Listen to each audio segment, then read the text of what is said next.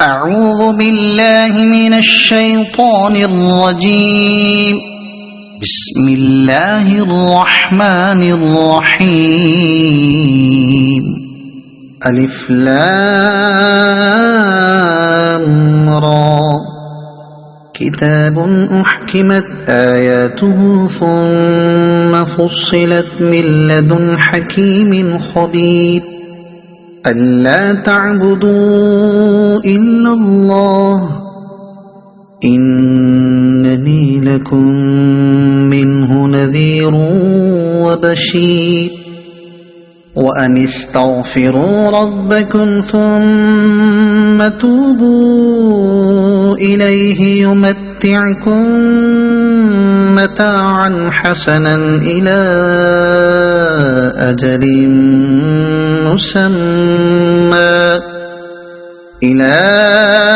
أجل مسمى ويؤت كل ذي فضل فضله. وإن تولوا فإني أخاف عليكم عذاب يوم كبير. إلى الله مرجعكم وهو على كل شيء قدير. ألا إنهم يثنون صدورهم ليستخفوا منه. ألا حين يستغشون ثيابهم يعلم ما يسرون وما يعلنون إنه عليم بذات الصدور. وما من دابة في الأرض إلا على الله رزقها ويعلم مستقرها ومستودعها كل في كتاب مبين. وهو الذي خلق السماوات والأرض في 6 أيام وكان عرشه على الماء ليبلوكم أيكم أحسن عملا. ولئن قلت إنكم مبعوثون من بعد الموت ليقولن الذين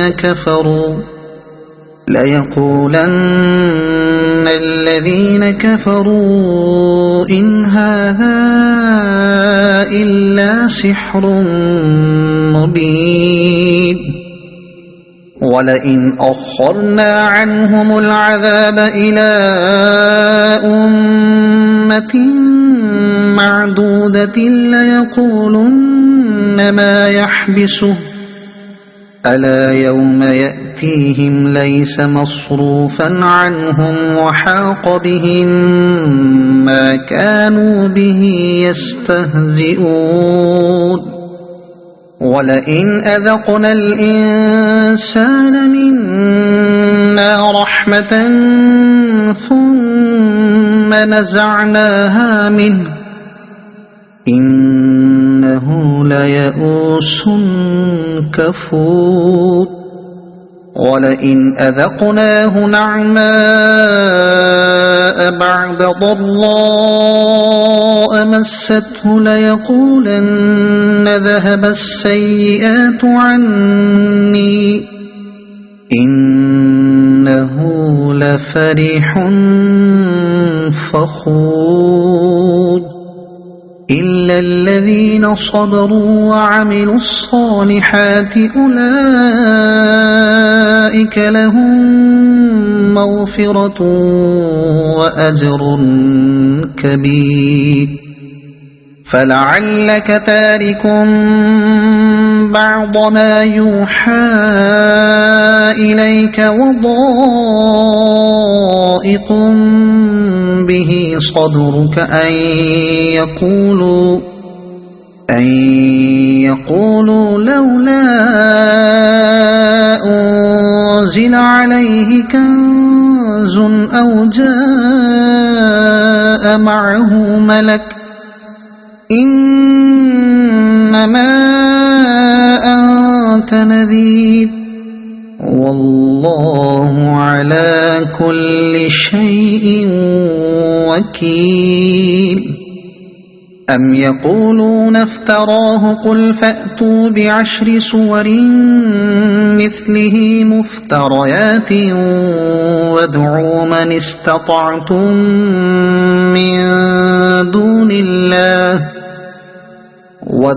من استطعتم من دون الله إن كنتم صادقين فإن لم يستجيبوا لكم فاعلموا أنما أنزل بعلم الله وأن لا إله إلا هو فهل أنتم مسلمون ما كان يريد الحياة الدنيا وزينتها نوف إليهم أعمالهم فيها وهم فيها لا يبخسون أولئك الذين ليس لهم في الآخرة إلا النار وحبط ما صنعوا فيها وباطل ما كانوا يعملون أفمن كان على بينة من ربه ويتلوه شاهد منه ومن قبله كتاب موسى إماما ورحمة أولئك يؤمنون به ومن يكفر به من الأحزاب فالنار موعده فلا تك في مرية منه إنه الحق من ربك ولكن أكثر الناس لا يؤمنون ومن أظلم ممن افترى على الله كذبا أولئك يعرضون على ربهم ويقول الأشهاد هؤلاء الذين كذبوا على ربهم ألا لعنة الله على الظالمين الذين يصدون عن سبيل الله ويبغونها عوجا وهم بالآخرة هم كافرون أولئك لم يكونوا معجزين في الأرض وما كان لهم من دون الله من أولياء يضاعف لهم العذاب ما كانوا يستطيعون السمع وما كانوا يبصرون أولئك الذين خسروا أنفسهم وضل عنهم ما كانوا يفترون لا جرم أنهم في الآخرة هم الأخسرون إن الذين آمنوا وعملوا الصالحات وأخبتوا إلى ربهم أولئك أصحاب الجنة هم فيها خالدون مثل الفريقين كالأعمى والأصم والبصير والسميع هل يستويان مثلا أفلا تذكرون ولقد أرسلنا نوحا إلى قومه إني لكم نذير مبين ألا تعبدوا إلا الله إني أخاف عليكم عذاب يوم أليم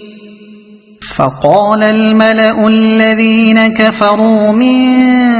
قومه ما نراك إلا بشرا مثلنا وما نراك اتبعك إلا الذين هم أراذلنا بادي الرأي وما نرى لكم علينا من فضل بل نظنكم كاذبين قال يا قوم أرأيتم إن كنت على بينة من ربي وآتاني رحمة من عنده فعميت عليكم أنلزمكموها وأنتم لها كارهون ويا قوم لا أسألكم عليه مالا إن أجري إلا على الله وما أنا بطارد الذين آمنوا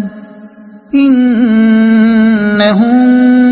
ملاقو ربهم ولكني أراكم قوما تجهلون ويا قوم من ينصرني من الله إن طردتهم أفلا تذكرون ولا أقول لكم عندي خزائن الله ولا أعلم الغيب ولا أقول إني ملك ولا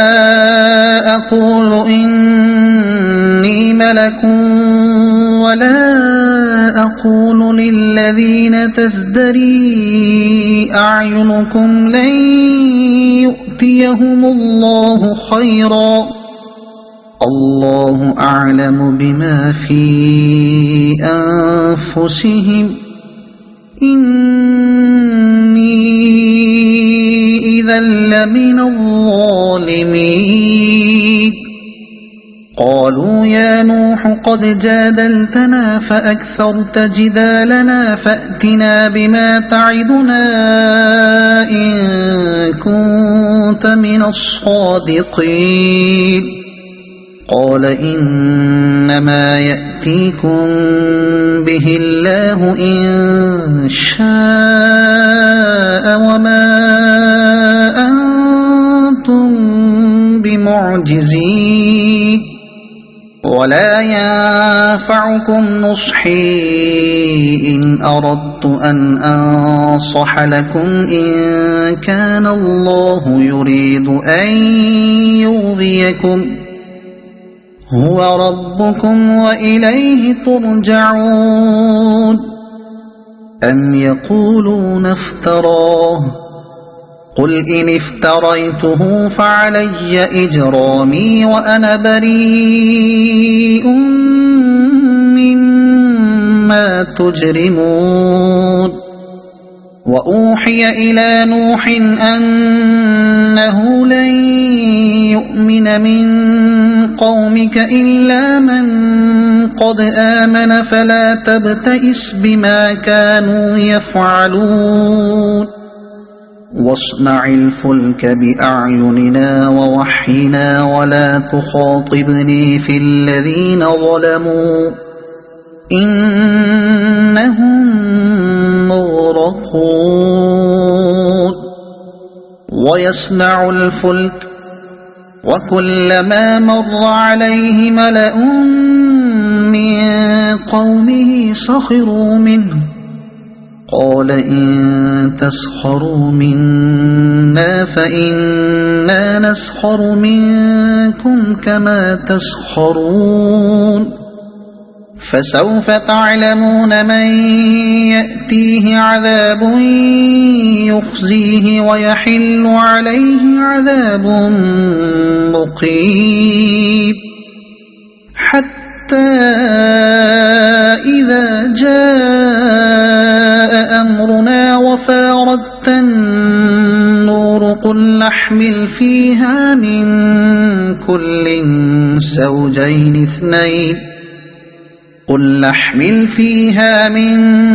كل زوجين اثنين وأهلك إلا من سبق عليه القول وما آمن معه إلا قليل وقال اركبوا فيها بسم الله مجريها ومرساها إن ربي لغفور رحيم وهي تجري بهم في موج كالجبال ونادى نوح ابنه وكان في معزل يا بني اركب معنا ولا تكن مع الكافرين قال سآوي إلى جبل يعصمني من الماء قال لا عاصم اليوم من أمر الله إلا من رحم وحال بينهما الموج فكان من المغرقين وقيل يا أرض ابلعي ماءك ويا سماء أقلعي وغيض الماء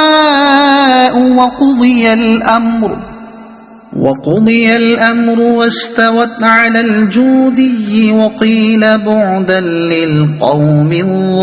الظالمين ونادى نوح ربه فقال رب إن ابني من أهلي وإن وعدك الحق وأنت أحكم الحاكمين قال يا نوح إنه ليس من أهلك إنه عمل غير صالح فلا تسأل لما ليس لك به علم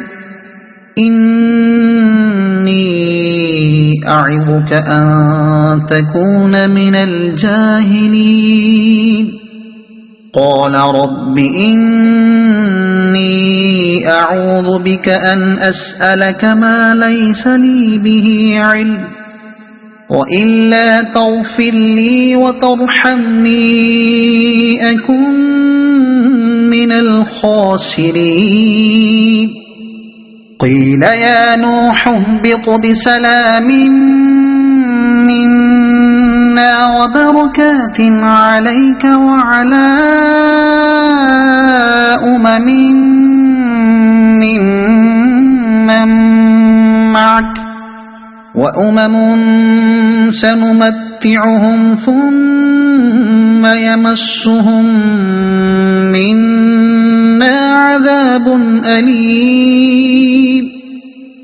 تلك من أنباء الغيب نوحيها إليك ما كنت تعلمها أنت ولا قومك من قبل هذا فاصبر إن العاقبة للمتقين وإلى عاد أخاهم هودا قال يا قوم اعبدوا الله ما لكم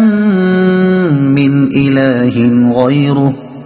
إن أنتم إلا مفترون يا قوم لا أسألكم عليه أجرا إن أجري إلا على الذي فطرني أفلا تعقلون ويا قوم استغفروا ربكم ثم توبوا إليه يرسل السماء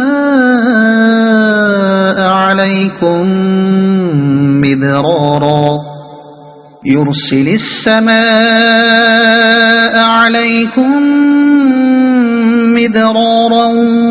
ويزدكم قوة إلى قوتكم ولا تتولوا مجرمين قالوا يا هود ما جئتنا ببينة وما نحن بتاركي آلهتنا عن قولك وما نحن لك بمؤمنين إن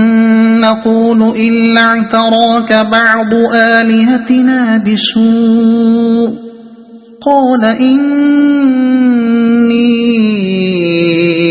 أشهد الله واشهدوا أني بريء مما تشركون من دونه فكيدوني جميعا ثم لا تنظرون إني توكلت على الله ربي وربكم ما من دابة إلا هو آخذ بناصيتها إن ربي على صراط مستقيم فإن تولوا فقد أبلغتكم ما أرسلت به إليكم ويستخلف ربي قوما غيركم ولا تضرونه شيئا إن ربي على كل شيء حفيظ ولما جاء أمرنا نجينا هودا والذين آمنوا معه برحمة منا ونجيناهم من عذاب غليظ وتلك عاد جحدوا بآيات ربهم وعصوا رسله واتبعوا أمر كل جبار عنيد وأتبعوا في هذه الدنيا لعنة ويوم القيامة ألا إن عادا كفروا ربهم ألا بعدا لعاد قوم هود وإلى ثمود أخاهم صالحا قال يا قوم اعبدوا الله ما لكم من إله غيره هو أنشأكم من الأرض واستعمركم فيها فاستغفروه ثم توبوا إليه إن ربي قريب مجيب قالوا يا صالح قد كنت فينا مرجوا قبل هذا أتنهانا أن نعبد ما يعبد آباؤنا وإننا لفي شك مما تدعونا إليه مريب قال يا قوم أرأيتم إن كنت على بينة من ربي وآتاني منه رحمة فمن ينصرني من الله إن عصيته فما تزيدونني غير تخسيد ويا قوم هذه ناقة الله لكم آية فذروها تأكل في أرض الله ولا تمسوها بسوء فيأخذكم عذاب قريب فعقروها فقال تمتعوا في داركم 3 أيام ذلك وعد غير مكذوب فلما جاء أمرنا نجينا صالحا والذين آمنوا معه برحمة منا ومن خزي يومئذ إن ربك هو القوي العزيز وأخذ الذين ظلموا الصيحة فأصبحوا في ديارهم جاثمين كأن لم يغنوا فيها ألا إن ثمود كفروا ربهم ألا بعدا لثمود ولقد جاءت رسلنا إبراهيم بالبشرى قالوا سلاما قال سلام فما لبث أن جاء بعجل حنيذ فلما رأى أيديهم لا تصل إليه نكرهم وأوجس منهم خيفة قالوا لا تخف إنا أرسلنا إلى قوم لوط وامرأته قائمة فضحكت فبشرناها بإسحاق ومن وراء إسحاق يعقوب قالت يا ويلتى أألد وأنا عجوز وهذا بعلي شيخا إن هذا لشيء عجيب قالوا أتعجبين من أمر الله رحمة الله وبركاته عليكم أهل البيت إنه حميد مجيد فلما ذهب عن إبراهيم الروع وجاءته البشرى يجادلنا في قوم لوط إن إبراهيم لحليم أواه منيب يا إبراهيم أعرض عن هذا إنه قد جاء أمر ربك وإنهم آتيهم عذاب غير مردود ولما جاءت رسلنا لوطا سيء بهم وضاق بهم ذرعا وقال هذا يوم عصيب وجاءه قومه يهرعون إليه ومن قبل كانوا يعملون السيئات قال يا قوم هؤلاء بناتي هن أطهر لكم فاتقوا الله ولا تخزون في ضيفي أليس منكم رجل رشيد قالوا لقد علمت ما لنا في بناتك من حق وإنك لتعلم ما نريد قال لو أن لي بكم قوة أو آوي إلى ركن شديد قالوا يا لوط إنا رسل ربك لن يصلوا إليك فأسر بأهلك بقطع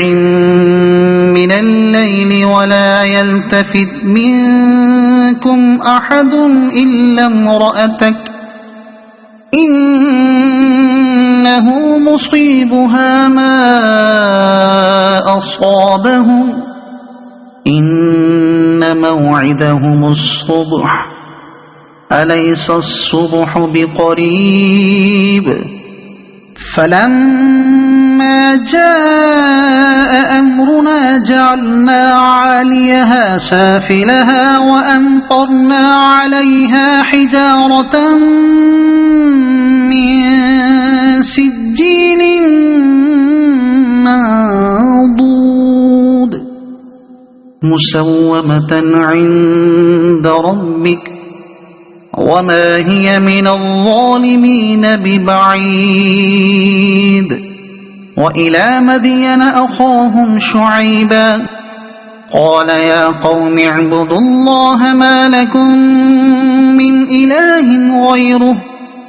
ولا تنقصوا المكيال والميزان إني أراكم بخير وإني أخاف عليكم عذاب يوم محيط ويا قوم أوفوا المكيال والميزان بالقسط ولا تبخسوا الناس أشياءهم ولا تعثوا في الأرض مفسدين بقية الله خير لكم إن كنتم مؤمنين وما أنا عليكم بحفيظ قالوا يا شعيب أصلاتك تأمرك أن نترك ما يعبد آباؤنا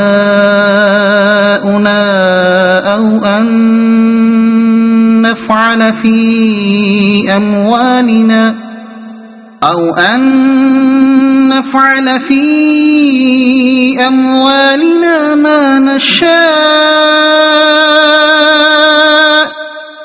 إنك لأنت الحليم الرشيد قال يا قوم أرأيتم إن كنت على بينة من ربي ورزقني منه رزقا حسنا وما أريد أن أخالفكم إلى ما أنهاكم عنه إن أريد إلا الإصلاح ما استطعت وما توفيقي إلا بالله عليه توكلت وإليه أنيب ويا قوم لا يجرمنكم شقاقي أن يصيبكم مثل ما أصاب قوم نوح أو قوم هود أو قوم صالح وما قوم لوط منكم ببعيد واستغفروا ربكم ثم توبوا إليه إن ربي رحيم ودود قالوا يا شعيب ما نفقه كثيرا مما تقول وإنا لنراك فينا ضعيفا ولولا رهتك لرجمناك وما أنت علينا بعزيز قال يا قوم أرهطي أعز عليكم من الله واتخذتموه وراءكم ظهريا إن ربي بما تعملون محيط ويا قوم اعملوا على مكانتكم إني عامل سوف تعلمون من يأتيه عذاب يخزيه ومن هو كاذب وارتقبوا إني معكم رقيب ولما جاء أمرنا نجينا شعيبا والذين آمنوا معه برحمة منا وأخذت الذين ظلموا الصيحة فأصبحوا في ديارهم جاثمين كأن لم يغنوا فيها ألا بعدا لمدين كما بعدت ثمود ولقد أرسلنا موسى بآياتنا وسلطان مبين إلى فرعون وملئه فاتبعوا أمر فرعون وما أمر فرعون برشيد يقدم قومه يوم القيامة فأوردهم النار وبئس الورد المورود وأتبعوا في هذه لعنة ويوم القيامة بئس الرفد المرفود ذلك من أنباء القرى نقصه عليك منها قائم وحصيد وما ظلمناهم ولكن ظلموا أنفسهم فما أغنت عنهم آلهتهم التي يدعون من دون الله من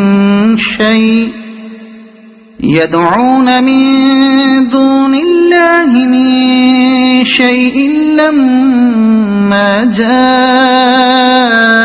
أمر ربك وما زادوهم غير تتبيب وكذلك أخذ ربك إذا أخذ القرى وهي ظالمة إن أخذه أليم شديد إن في ذلك لآية لمن خاف عذاب الآخرة ذلك يوم مجموع له الناس وذلك يوم مشهود وما نؤخره إلا لأجل معدود يوم يأتي لا تكلم نفس إلا بإذنه فمنهم شقي وسعيد فأما الذين شقوا ففي النار لهم فيها زفير وشهيق خالدين فيها ما دامت السماوات والأرض إلا ما شاء ربك إن ربك فعال لما يريد وأما الذين سعدوا ففي الجنة خالدين فيها ما دامت السماوات والأرض إلا ما شاء ربك عطاء غير مجذوذ فلا تك في مرية مما يعبد هؤلاء ما يعبدون إلا كما يعبد آباؤهم من قبل وإنا لموفوهم نصيبهم غير منقوص ولقد آتينا موسى الكتاب فاختلف فيه ولولا كلمة سبقت من ربك لقضي بينهم وإنهم لفي شك منه مريب وإن كلا لما ليوفينهم ربك أعمالهم إنه بما يعملون خبير فاستقم كما أمرت ومن تاب معك ولا تطغوا إنه بما تعملون بصير ولا تركنوا إلى الذين ظلموا فتمسكم النار وما لكم من دون الله من أولياء ثم لا تنصرون وأقم الصلاة طرفي النهار وزلفا من الليل إن الحسنات يذهبن السيئات ذلك ذكرى للذاكرين واصبر فإن الله لا يضيع أجر المحسنين فلولا كان من القرون من قبلكم أولو بقية ينهون عن الفساد في الأرض إلا قليلا ممن أنجينا منهم واتبع الذين ظلموا ما أترفوا فيه وكانوا مجرمين وما كان ربك ليهلك القرى بظلم وأهلها مصلحون ولو شاء ربك لجعل الناس أمة واحدة ولا يزالون مختلفين إلا من رحم ربك ولذلك خلقهم وتمت كلمة ربك لأملأن جهنم من الجنة والناس أجمعين وكلا نقص عليك من أنباء الرسل ما نثبت به فؤادك وجاءك في هذه الحق وموعظة وذكرى للمؤمنين وقل للذين لا يؤمنون اعملوا على مكانتكم إنا عاملون وانتظروا إنا منتظرون ولله غيب السماوات والأرض وإليه يرجع الأمر كله فاعبده وتوكل عليه وما ربك بغافل عما تعملون